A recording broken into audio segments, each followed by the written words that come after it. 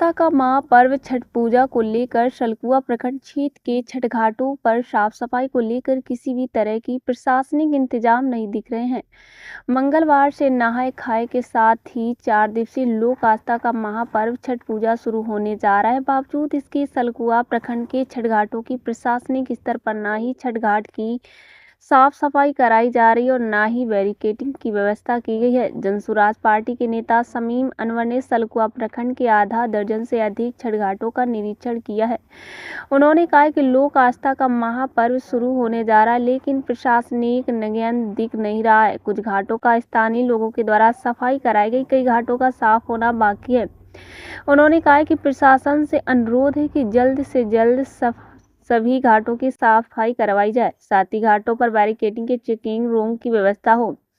इसके अलावा पानी में ब्लीचिंग पाउडर देने की मांग की। विकास कुमार की रिपोर्ट। अभी हम जैसे सलकुआ प्रखंड के कई सारे घाट पे हम गए, वहाँ पे हम लोग गए, देख के आए। तो जो ग्रामीणों ने जो व्यवस्था की है, बेचारे से जितना हो सका है वही हुआ है। प्रशासन की तरफ से बहुत ज़्यादा कोई मदद नहीं मिली है।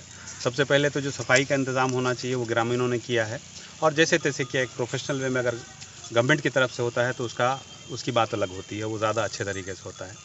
लेकिन उसके बाद कुछ भी व्यवस्था अगर देखा जाए तो नहीं है यहाँ पे। तो जो बैरिकेडिंग होती है वो होनी चाहिए, ताकि किसी भी तरह के जो लोग आते जाते हैं, कई बार भीड़ में पता भी नहीं चलता, छोटे बच्चे घुस गए या जिनको तैरने नहीं आता, थोड़ा सा खिसकते खिसकते गहरे पानी में चले जाते हैं, और भीड़ इतनी रहती है कि लोग एक दूसरे का ख्याल नहीं रखते हैं। तो उस बैरिकेडिंग की व्यवस्था होनी चाहिए, और कम से कम 1-2 हर घाट पे गोताखोर लगाए जाने चाहिए, ताकि इस तरह की किसी भी एक्सीजेंसी को से बचाया जा सके। सबसे महत्वपूर्ण मुझे बात लगी पूरे छठ घाट पे, चाहे सिमरी बख्तियारपुर का छठ घाट हो या सलकुआ प्रखंड का हो, 21वीं शताब्दी में हमारी महिलाएं नहाने के बाद जो निकलती हैं तो उनके लिए एक कहीं ना कहीं चेंजिंग रूम होना चाहिए। छठ के घाट के आसपास ही कहीं पे चेंजिंग रूम होनी चाहिए, ताकि जितनी भी मतलब समझिए कि एक तरह से हमारे लिए शर्म की बात है कि हमारी औरतें बाहर निकलती हैं, पानी में गीली भीगी हुई निकलती हैं, और उनको खुले में वस्त्र चेंज करना पड़ता है।